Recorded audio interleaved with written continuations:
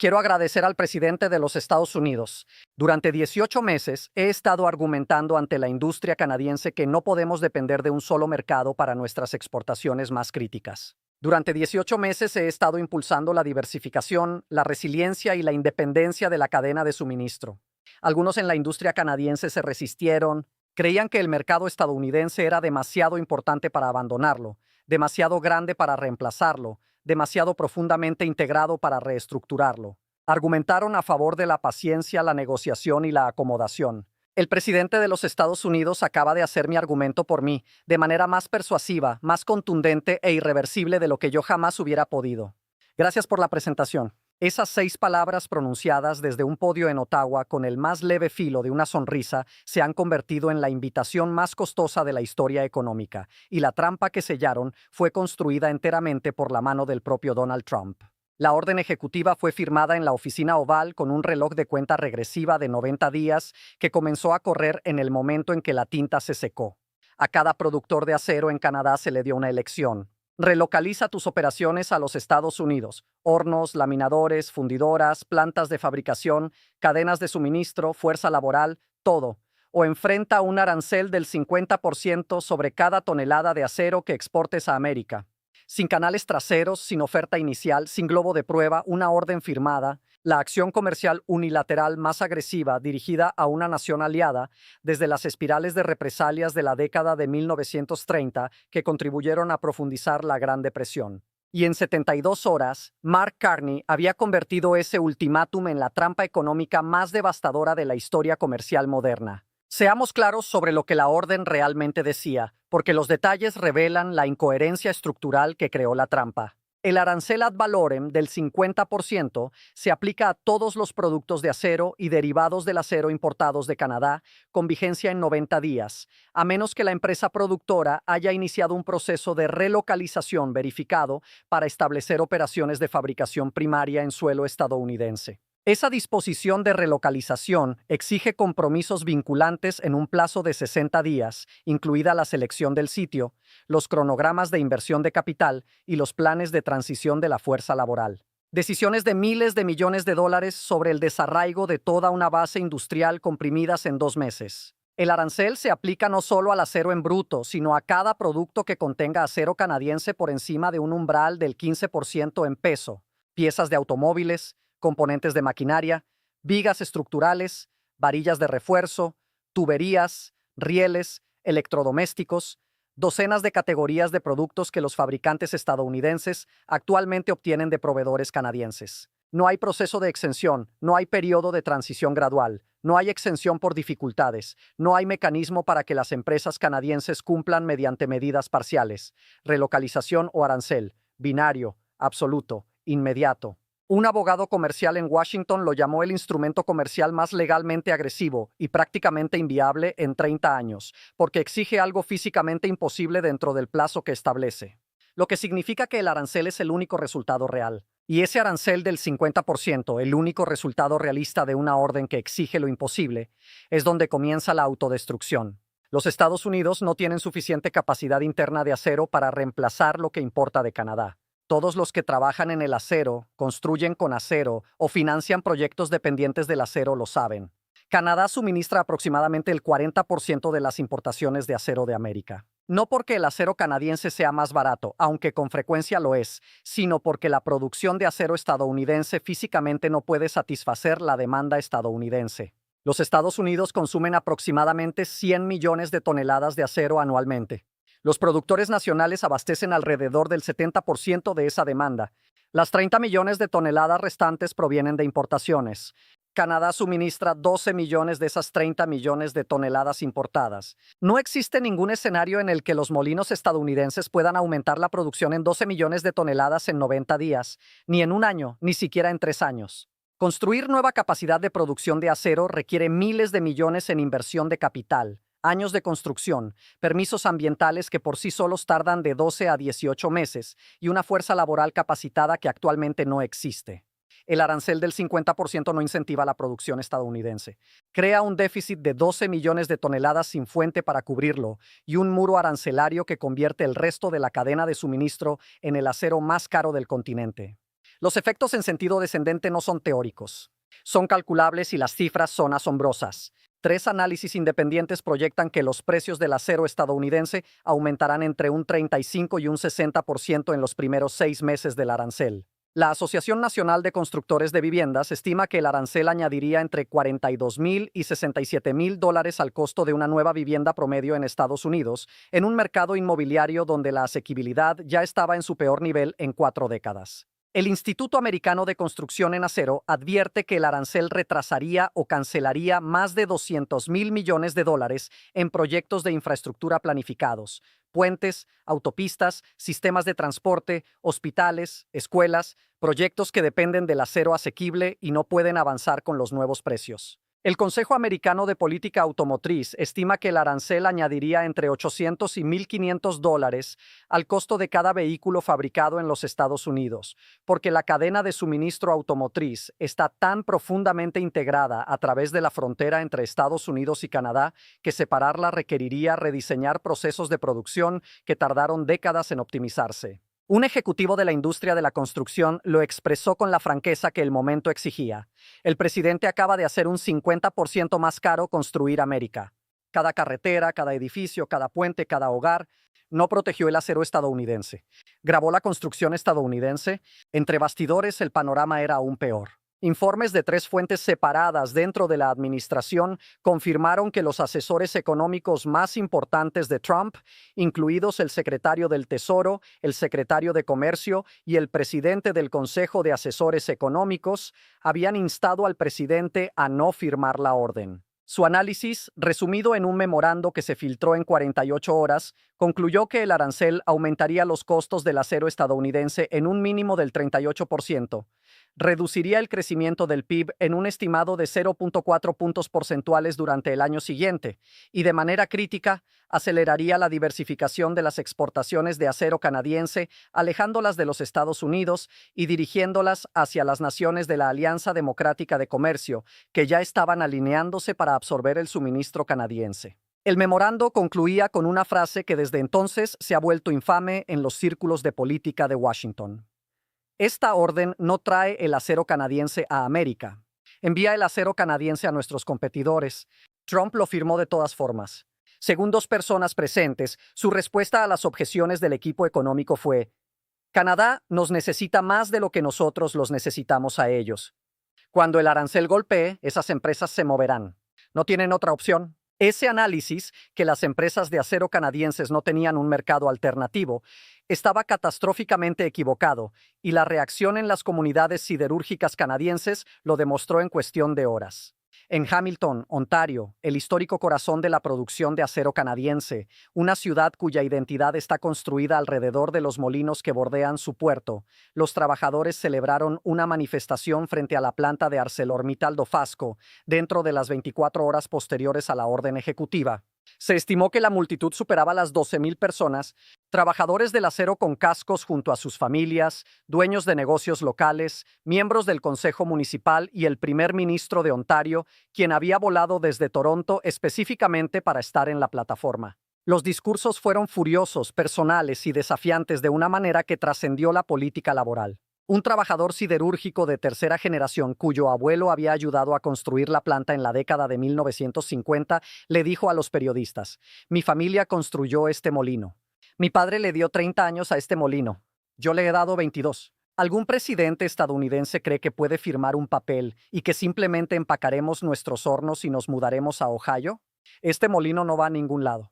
Esta ciudad no va a ningún lado. Somos el acero canadiense y venderemos a quien nos respete. Manifestaciones similares estallaron en Sault Ste. Marie, en Regina, en Sydney, Nueva Escocia, en cada ciudad siderúrgica del país. El ultimátum de Trump, diseñado para fracturar la industria canadiense ofreciendo a las empresas individuales una vía de escape hacia el mercado estadounidense, en cambio unificó a los trabajadores del acero canadienses, a las comunidades y a las empresas detrás de una sola posición: no nos relocalizamos bajo amenaza y no abandonamos al país que nos construyó.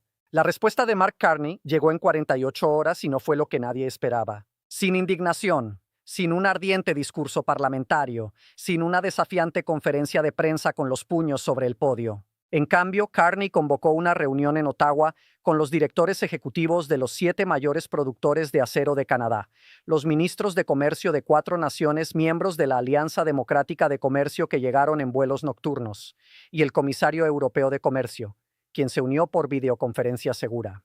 La reunión duró 6 horas. Cuando terminó, Carney entró a una conferencia de prensa y anunció lo que un analista comercial llamaría más tarde la contramedida económica más elegante de la historia moderna. Canadá no combatiría el arancel. Canadá no impugnaría la orden ejecutiva en los tribunales. Canadá no retaliaría con aranceles equivalentes sobre productos estadounidenses. En cambio, Canadá haría exactamente lo que los propios asesores de Trump habían advertido que él estaba volviendo inevitable. Canadá redirigiría toda su capacidad de exportación de acero lejos de los Estados Unidos y hacia las naciones de la Alianza Democrática de Comercio. Los detalles eran devastadores en su precisión. Carney anunció que Canadá había firmado acuerdos vinculantes de suministro de acero con la Unión Europea, Japón, Corea del Sur, el Reino Unido y Australia. Acuerdos que redirigirían aproximadamente 11 de los 12 millones de toneladas de acero previamente exportadas a los Estados Unidos hacia mercados de la ADC a precios preferenciales fijados durante 10 años. Los acuerdos incluían disposiciones de cadena de suministro integrada, no solo acero en bruto, sino productos terminados, aleaciones especiales y componentes de fabricación avanzada que incorporarían la producción de acero canadiense en las bases industriales europeas y asiáticas de una manera extraordinariamente difícil de revertir, incluso si el arancel estadounidense fuera eventualmente levantado. Anunció un fondo conjunto Canadá-UE de innovación siderúrgica capitalizado en $4,000 millones para desarrollar tecnologías de producción de acero de próxima generación, una inversión directa para hacer que el acero canadiense sea más valioso para los mercados hacia los cuales estaba pivotando y menos dependiente del mercado que estaba abandonando. Anunció que 3 grandes productores de acero canadienses ya habían comenzado estudios de ingeniería para modificaciones de líneas de producción con el fin de cumplir con las especificaciones europeas y asiáticas, un proceso que, una vez completado, orientaría estructuralmente esas plantas hacia los mercados de la ADC en lugar del mercado estadounidense, no debido a los aranceles, sino debido al diseño del producto. Y anunció la creación de un fondo de soberanía del acero canadiense, un mecanismo financiero respaldado por el gobierno que proporciona financiamiento puente a cualquier empresa siderúrgica canadiense que enfrente interrupciones de ingresos a corto plazo durante la transición de mercado, eliminando la presión económica que el ultimátum de Trump estaba diseñado para crear. Luego Carney hizo algo que nadie anticipó. Se paró en el podio, miró directamente a la cámara y se dirigió al ultimátum de Trump, no con desafío, no con ira, no con el frío desmantelamiento analítico que había caracterizado sus respuestas anteriores. Lo abordó con gratitud. «Quiero agradecer al presidente de los Estados Unidos», dijo, y la sala quedó en silencio con confusión. Durante 18 meses, he estado argumentando ante la industria canadiense que no podemos depender de un solo mercado para nuestras exportaciones más críticas. Durante 18 meses he estado impulsando la diversificación, la resiliencia y la independencia de la cadena de suministro. Algunos en la industria canadiense se resistieron, creían que el mercado estadounidense era demasiado importante para abandonarlo, demasiado grande para reemplazarlo, demasiado profundamente integrado para reestructurarlo. Argumentaron a favor de la paciencia, la negociación y la acomodación. El presidente de los Estados Unidos acaba de hacer mi argumento por mí, de manera más persuasiva, más contundente e irreversible de lo que yo jamás hubiera podido. Hizo una pausa, dejó que el silencio se sostuviera. Luego pronunció la frase. 6 palabras habladas con el más leve filo de una sonrisa. Gracias por la presentación. La sala estalló. No en aplausos, sino en algo más cercano a una risa atónita e incrédula, seguida de aplausos, seguida del inconfundible sonido de una frase entrando a la historia en tiempo real. El ultimátum de Trump, múdate a América o queda excluido, había sido reenmarcado en 6 palabras como un argumento de ventas global. Canadá no estaba siendo excluido del mercado estadounidense. Canadá estaba siendo presentado a todos los demás mercados de la Tierra. La amenaza que se suponía que haría arrodillarse a las empresas canadienses había sido convertida en el giro de judo más efectivo de la historia del marketing industrial canadiense. Warren Buffett vio la conferencia de prensa. A la mañana siguiente, pronunció la frase que ya se ha incorporado al léxico empresarial. Donald Trump acaba de convertirse en el mejor reclutador que la Alianza Democrática de Comercio jamás tuvo. Buffett dejó que la frase aterrizara, luego construyó el marco a su alrededor con la precisión sistemática que hace que su análisis parezca menos un comentario y más un veredicto.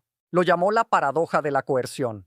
Cuanto más intentas forzar a un activo a quedarse, más rápido lo alejas y más permanentemente lo pierdes. Explicó que el error fundamental de la orden ejecutiva fue la suposición de que las empresas de acero canadienses no tenían alternativa, que el mercado estadounidense era tan dominante que amenazar el acceso a él produciría cumplimiento inmediato. Esa suposición, dijo Buffett, era correcta hace 18 meses. Era correcta antes de la suspensión de energía, antes de la ruptura diplomática, antes de que la Alianza Democrática de Comercio fuera propuesta, construida y expandida hasta convertirse en un marco comercial de 15 naciones que representa más del 40% del PIB mundial. Era correcta en un mundo donde los Estados Unidos eran el mercado indispensable, pero las propias acciones de Trump durante los 18 meses anteriores habían desmantelado sistemáticamente ese mundo. Cada escalada, los aranceles, la demanda de renuncia, el dormirse durante el discurso de la ONU y ahora el ultimátum del acero, había empujado a Canadá más hacia la diversificación que hacía que el mercado estadounidense fuera reemplazable. Trump estaba desplegando un arma cuya munición ya había gastado. Estaba amenazando con negar el acceso a un mercado que su propio comportamiento había enseñado a Canadá a abandonar, y el ultimátum del acero, en lugar de revertir esa trayectoria, la aceleró a una velocidad que ahora es casi con certeza irreversible. Buffett aplicó esto a la economía específica con granularidad. Señaló que los acuerdos vinculantes a 10 años que Carney había firmado con las naciones de la ADC no solo redirigían las exportaciones actuales de acero, reestructuraban la lógica de inversión de capital de toda la industria siderúrgica canadiense. Una vez que una planta de acero modifica sus líneas de producción para cumplir con las especificaciones europeas, se adapta para los estándares de productos asiáticos y se integra en las cadenas de suministro de la ADC, el costo de volver a la producción orientada al mercado estadounidense se vuelve prohibitivo. No debido a los aranceles, sino debido a la ingeniería industrial. El capital invertido en el pivote está hundido. Las relaciones están formadas, las especificaciones están bloqueadas. Incluso si Trump revocara el arancel mañana, las empresas de acero canadienses no tendrían incentivo económico para regresar al mercado estadounidense porque ya habrían gastado miles de millones adaptándose a sus nuevos clientes. Buffett llamó a esto el efecto trinquete. Cada escalada de Trump aprieta la diversificación un clic más. Y cada clic es irreversible porque el capital ha sido desplegado, los acuerdos han sido firmados y la producción ha sido reorientada. Puedes levantar un arancel, dijo Buffett. No puedes desmantelar una fábrica. No puedes desfirmar un contrato de 10 años. No puedes desadiestrar a una fuerza laboral.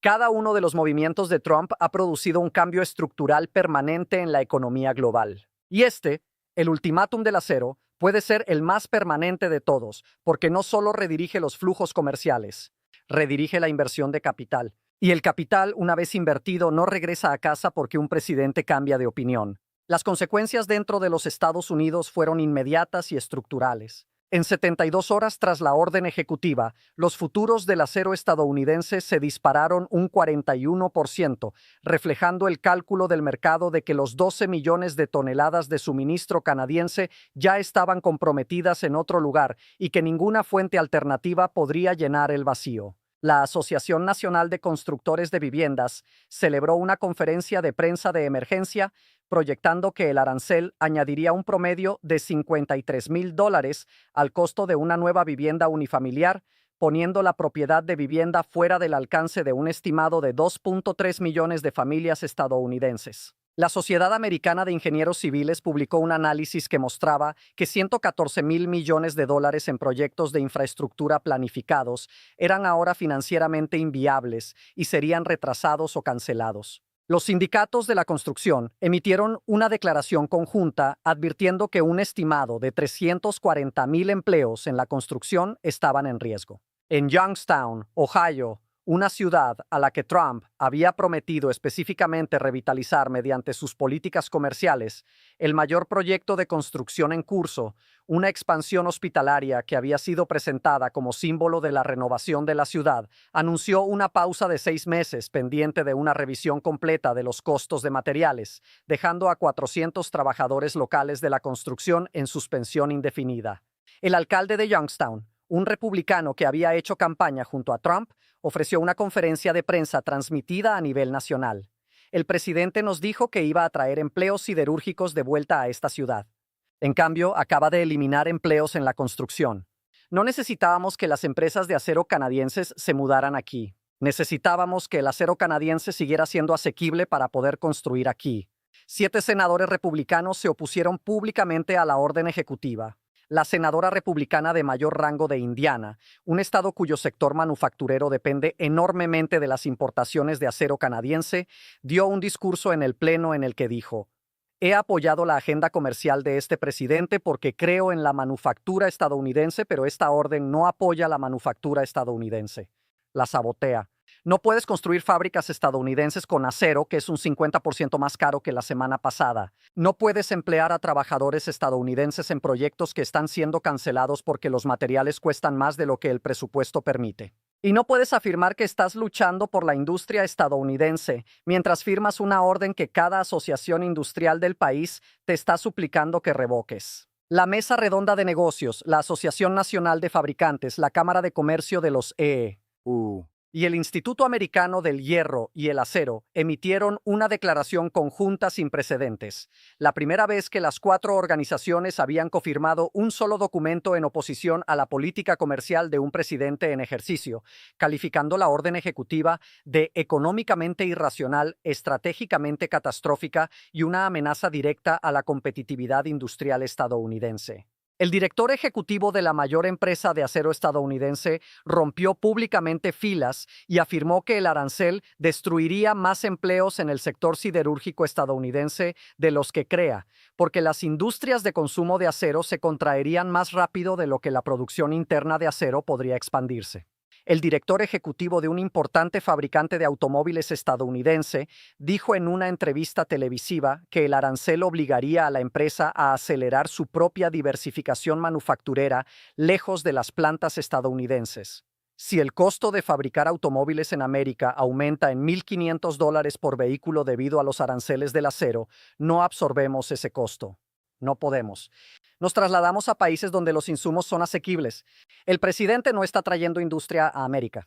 Nos está dando razones para irnos. A nivel internacional, la reacción confirmó la aceleración que Buffett había predicho. En una semana tras la orden ejecutiva, 3 naciones adicionales se unieron formalmente a la Alianza Democrática de Comercio, elevando el total a 15 Estados miembros. La Comisión Europea aprobó rápidamente el Acuerdo de Suministro de Acero Canadá-UE, obviando el proceso de revisión habitual de 18 meses a favor de una disposición de seguridad económica de emergencia que nunca antes había sido invocada. El Ministerio de Economía, Comercio e Industria de Japón anunció una iniciativa conjunta de investigación siderúrgica con Canadá centrada en aleaciones de próxima generación para aplicaciones automotrices y aeroespaciales. Corea del Sur firmó un memorando de entendimiento para que los constructores navales coreanos obtuvieran acero estructural de molinos canadienses, redirigiendo contratos que anteriormente habían ido a productores estadounidenses. El Ministerio de Comercio de India, que había observado la ADC desde una distancia cautelosa, solicitó formalmente el estatus de observador por primera vez, un movimiento que los analistas interpretaron como el preludio a la membresía plena que llevaría el PIB colectivo de la alianza a más del 50% del total mundial. El patrón era inconfundible y exactamente lo que los propios asesores de Trump habían advertido. Cada tonelada amenazada de acero canadiense que el mercado estadounidense intentaba excluir estaba siendo absorbida por naciones de la ADC que se alineaban para tomarlo. No como una solución temporal, sino como una reestructuración permanente de las cadenas de suministro globales de acero que sobreviviría a cualquier arancel, cualquier orden ejecutiva y cualquier presidencia. Y a lo largo de todo esto, las medidas de represalia anteriores continuaban acumulándose. Las exportaciones de energía canadiense a los Estados Unidos permanecían completamente suspendidas, sin negociaciones programadas o contempladas. La ruptura diplomática, la primera en 158 años, seguía en efecto.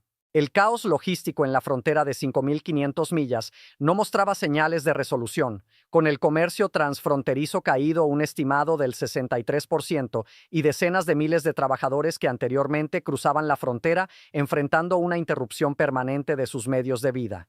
El cierre del espacio aéreo canadiense seguía costando a las aerolíneas estadounidenses más de $3.000 millones anuales en costos de desvío. Los precios del gas natural en los estados fronterizos estadounidenses seguían al doble de sus niveles previos a la crisis, y los futuros del combustible para calefacción para el invierno que se aproximaba estaban en su punto más alto en 15 años. Cada nueva escalada de Trump se superponía a las anteriores, creando un efecto acumulativo ahora visible en cada indicador económico, desde la confianza del consumidor hasta la producción industrial y los inicios de construcción de viviendas. La crisis había comenzado como una disputa comercial, escalado hacia una confrontación sobre la soberanía democrática, sido puntuada por un momento de desprecio humillante y se había metastatizado en una ruptura económica de espectro completo entre las dos economías más integradas de la Tierra. Una ruptura que estaba redibujando mapas comerciales, reestructurando cadenas de suministro y redistribuyendo el poder económico a una escala que nadie hace 18 meses hubiera creído posible.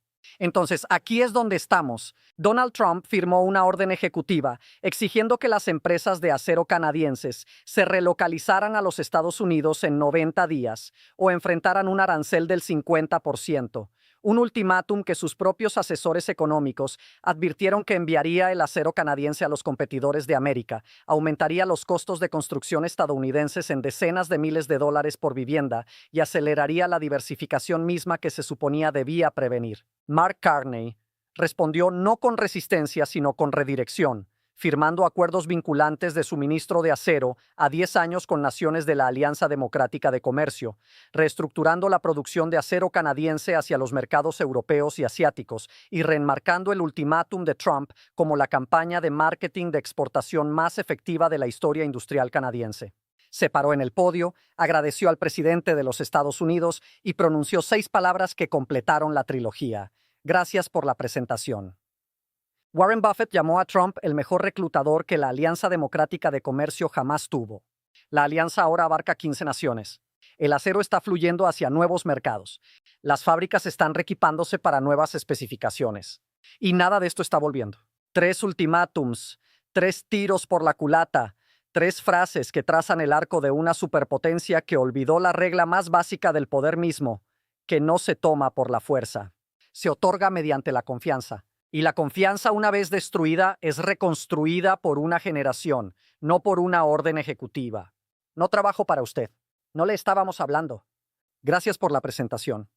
3 frases, 15 palabras en total. El sonido de un imperio descubriendo, error tras error, que el mundo que construyó puede funcionar sin él. El acero está fluyendo. Las alianzas se están formando. El reloj está corriendo y la nación que emitió el ultimátum es la única que se está quedando sin tiempo.